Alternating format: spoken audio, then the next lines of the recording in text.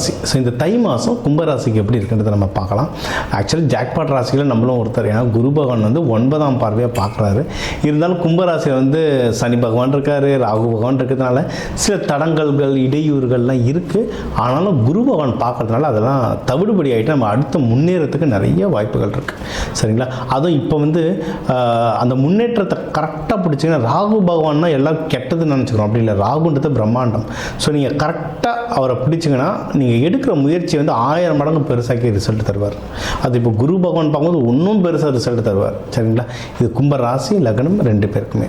Okay, நீங்கள் எதில் தருவார்? நீங்கள் எடுக்கிற முயற்சிகள்லாம் நல்லா சக்ஸஸ் ஆகும். கவர்மெண்ட் ஜாப் ட்ரை பண்ணுறீங்களோ, இல்லை படிக்கிறதுக்கு வெளிநாடு போகிறீங்க, இல்லை ப்ரமோஷன் வாங்கி வேலை மூலியமாக வெளிநாடு போகிறீங்க, இல்லை எக்ஸாம்ஸ் ஏதோ எழுதுறீங்க, இல்லை சர்டிஃபிகேஷன் எதுவும் எழுதுறீங்க, நீங்கள் காம்படிஷன் 100, 1000, லட்சம் பேருக்கு நடுவில் நடக்கிற காம்படிஷனை வின் பண்ணுறதுக்கு சகல வாய்ப்புகளும் இருக்குது. நீங்கள் இன்வெஸ்ட்மெண்ட் பண்ணுறதுக்கு நல்ல டைம். ஏன்னா நம்ம இந்த 6 வருஷத்தில் நிறைய பணம் தொலைச்சிருப்போம் கும்பராசிலாம்.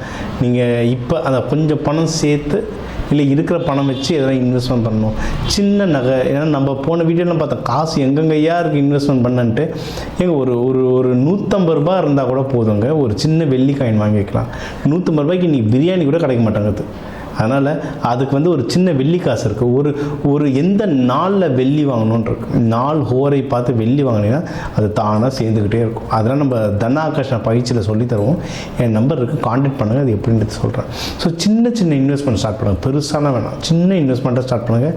அது ஓஹோன்னு வளரும். நீங்கள் ஒன்றும் லேண்டு வாங்கணும், வீடு வாங்கணும், ஸ்டாக் மார்க்கெட்டில் போனால் சகல வாய்ப்பும் இருக்குது. ஆனால் உங்கள் ஜாதகத்துக்கு எதில் இன்வெஸ்ட்மெண்ட் பண்ணால் நல்லதுன்றதை பார்த்து இன்வெஸ்ட்மெண்ட் பண்ண சிறப்பாக இருக்கும்.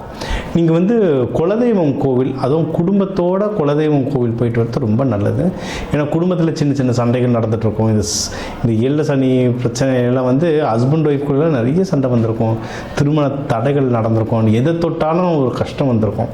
இதுக்கெல்லாம் குடும்பத்தோட குலதெய்வம் கோவில் போயிட்டு வரது ரொம்ப நல்லது. குலதெய்வம் கோவில் போங்க, ஊர் காவல் தெய்வம் கோவில் போங்க, அதுக்கப்புறம் இஷ்ட தெய்வம் கோவில் போங்க. இந்த 3 மெயின். இதுக்கப்புறம் தான் மீதி எல்லாமே. சரிங்களா? அங்கே போயிட்டு இன்னும் பொங்கல் வைக்கிறது, அதுவும் நீங்கள் வந்து அபிஷேகம், குலதெய்வத்துக்கோ இல்லை இஷ்ட தெய்வத்துக்கோ காவல் தெய்வத்துக்கோ அபிஷேகம் பண்ணி தூபம் போடுறது, அதாவது நம்ம சாம்பிராணி பக்கம் போட லைஃப்பில் ஒன்று நிறைய சேஞ்சஸ் வரும். பெஸ்ட்டு என்னென்னா மகப்பேர். யாராவது குழந்தை பாக்கியத்துக்கு ட்ரை பண்ணுறீங்கன்னா நல்ல டைம் இது, தாராளமாக ட்ரை பண்ணலாம். யாராவது லவ் பண்ணுறீங்கனாலும் இந்த கும்பராசி 6 வருஷம் பார்த்தீங்கன்னா யாருமே கிட்ட வந்திருக்க மாட்டாங்க. ஆக்சுவலாக நிறைய பேருக்கு பிரேக்கப்லாம் நடந்திருக்கும். அதெல்லாம் திருப்பி உங்களுக்கு வர நேரம் இது. உங்கள் வீட்டில் இருக்கவங்களே சரியாக பேசியிருக்க மாட்டாங்க. ஸோ அவங்க எல்லாம் புரிஞ்சுக்கிட்டு உங்ககிட்ட வர நேரம் இது. அதாவது உங்களை நோக்கி அன்பு நிறைய வரும். யாராவது லவ் பண்ணுறீங்கனாலும் அந்த லவ் வந்து மேரேஜாக மாற்றுறதுக்கும் நீங்கள் தாராளமாக ட்ரை பண்ணலாம். உடல் உபாதைகள் ஏதாவது இருந்ததுன்னா அந்த உபாதைகள் குறையிறதுக்கு நிறைய வாய்ப்புகள் இருக்குது. அது கும்பராசிக்கு அந்த கால் வலி எப்பவுமே இருந்துக்கிட்டே இருக்கும். அதுவும் தொடக்கி கீழெல்லாம் கால் வலி, முட்டி வலிலாம் இருந்திருக்கும். அந்த வலிகள்லாம் கம்மியாகிறதுக்கு நிறைய வாய்ப்புகள் இருக்குது. கல்யாணம் மட்டும் நீங்கள் பண்ணும்போது, இப்போ தெரிஞ்சவங்கன்னா ஓகே, இப்போ மேட்ரிமோனியில் தெரியாதவங்களை அப்ரோச் பண்ணுறீங்கன்னு அந்த பேக்ரவுண்ட் வெரிஃபிகேஷன் நல்லா பார்த்துக்கோங்க. பொண்ணு மாப்பிள்ளை வீடுலாம் கரெக்டாக இருக்கா, அவங்க சொல்கிற விஷயங்கள் உண்மைதானான்னு பேக்ரவுண்ட் வெரிஃபிகேஷன் பார்த்துக்கோங்க. அதுக்கப்புறம் நீங்கள் வந்து ஏதாவது இப்போ தெரிஞ்சவங்கக்கிட்டே பொண்ணு மாப்பிள்ளை வீட்டு பார்க்க போகிறீங்கன்னா கரெக்டான ஆளை கூட கூப்பிட்டு போங்க. ஏன்னா 7ல் கேது இருக்கிறதுனால கூட வந்து யாராவது வருவாங்க, சித்தப்பா மாமா பெரியப்பா வந்து ஏதாவது ஒன்று அவங்க ஒன்று பேசப்போ இன்னொருத்தவங்க இன்னொன்று புரிஞ்சுக்கிட்டு பிரச்சனை ஆகிடக்கூடாது. அதனால் யாரை கூப்பிட்டு போனால் அவங்க பக்குவமாக பேசி கரெக்டாக கல்யாணத்தை முடிப்பாங்களோ அவங்கள கூட கூப்பிட்டு போங்க, ரொம்ப நல்லது.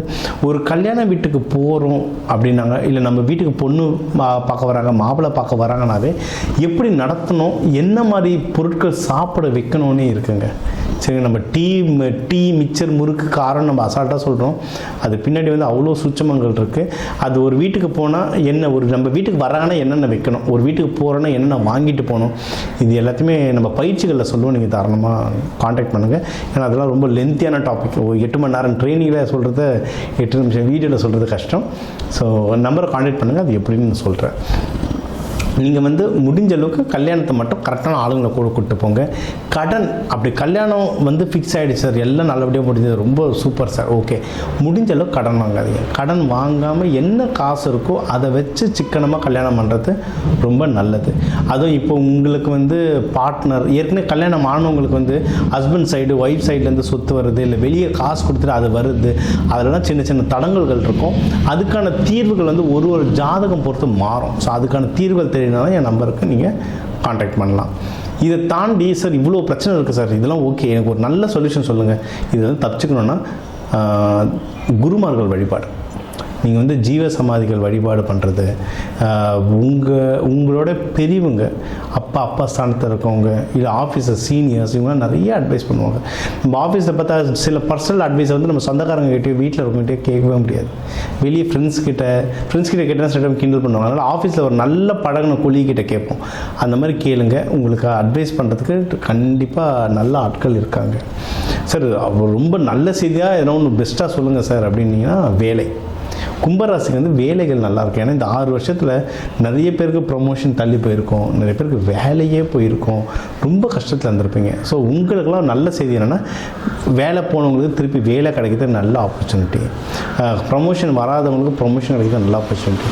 அப்போ எப்படிங்க ஐயா எனக்கு வேலை கிடச்சிடும் இந்த மாதத்துலனா, சும்மாவே வீட்டில் உட்காந்து வேலை கிடைக்காது. நீங்கள் வந்து அந்த வேலைக்கு ரெடி ஆகிட்டிங்களா, அதுக்கான படிப்பு படிச்சிட்டிங்களா, அதுக்கான அப்ளிகேஷன் கரெக்டாக போட்டிங்களா, அதுக்கான கரெக்டான ஆள்கிட்ட பேசிட்டிங்களா, ஹெச்ஆர்கிட்ட ரெகுலராக ஃபாலோ பண்ணுறீங்களா, இதெல்லாம் இருக்குது. இதெல்லாம் சேர்ந்தால் தான் வேலை கிடைக்கும். நான் கிடைக்கும்னு சொன்னதுனால வீட்டில் கம்முன்னு தான் கிடைக்குமானா அப்படிலாம் கிடைக்காது. அப்படி யாருக்குமே உலகத்தில் கிடைக்காது. இப்போ உங்களுக்கு வேலை தேடுறவங்களுக்கு வேலை கிடைக்கிறதுக்கான சூழ்நிலை அமைஞ்சிருக்கு. இதுக்கு பயன்படுத்திக்கிட்டு நீங்கள் இப்போ வேலை செஞ்சதை விட பல மடங்கு வேகமாக வேலை செய்ய கண்டிப்பாக கிடைக்கும். ஏன்னா முன்னாடி என்ன நடக்கும்னு தெரியாமல் சுற்றிட்டு இருந்தோம், இப்போ என்ன நடக்கும் தெரியும், வேலை கிடைக்கும். அதுக்கான முயற்சிகளை எடுங்க. நீங்கள் தொழில் எதனா பண்ணிகிட்ருக்கீங்கனாலும் அதில் வந்து நல்ல லாபம் வரும். நல்ல லாபம் வர்றதுனால அந்த லாபத்தை எடுத்து கரெக்டான விஷயத்தில் செலவு பண்ணுங்க. ஏன்னா 12ஆம் வீட்டிலாம் சனி பகவான் இருக்கிறதுனால கண்டிப்பாக செலவு வரும். அப்போ கையில் காசு கிடச்ச உடனே நல்ல இன்வெஸ்ட்மெண்ட்டில் நீங்கள் இன்வெஸ்ட் பண்ணிட்டீங்க, நல்ல விஷயத்தில் இன்வெஸ்ட்மெண்ட் பண்ணிட்டீங்கன்னா அந்த செலவு சுப செலவாகும். இப்படி தான் நம்ம வந்து விதியை மதியால் வெல்றது. சரிங்களா? ஸோ இப்போ நீங்கள் பெஸ்ட்டு நம்ம என்ன சொன்னோம், உங்களுக்கு வந்து கையில் பிஸ்னஸை ப்ராஃபிட் இருந்தாலும் கரெக்டாக செலவு பண்ண தெரியணும். குடும்பத்தோடு கோவில்கள் போயிட்டு சந்தோஷமாக டைம் ஸ்பெண்ட் பண்ணலாம்.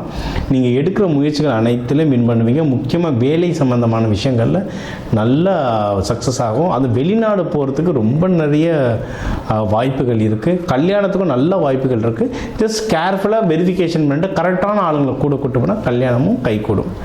நீங்கள் வழிபட வேண்டிய தெய்வம் வந்து சிவபெருமான அம்பாளோட சனிக்கிழமை ராகு காலத்தில் வழிபாடலாம். இல்லை ரங்கநாதரை தாயாரோட பாம்பு படுக்கையில் படுத்துட்டு இருக்க மாதிரி ரங்கநாதரை, இல்லை திருவனந்தபுரம் ஆனந்த பத்மநாப சுவாமியெல்லாம் வழிபட அதை சனிக்கிழமை ராகு காலத்தில் வழிபட இன்னும் வாழ்க்கை நல்ல உச்சத்துக்கு போவீங்க.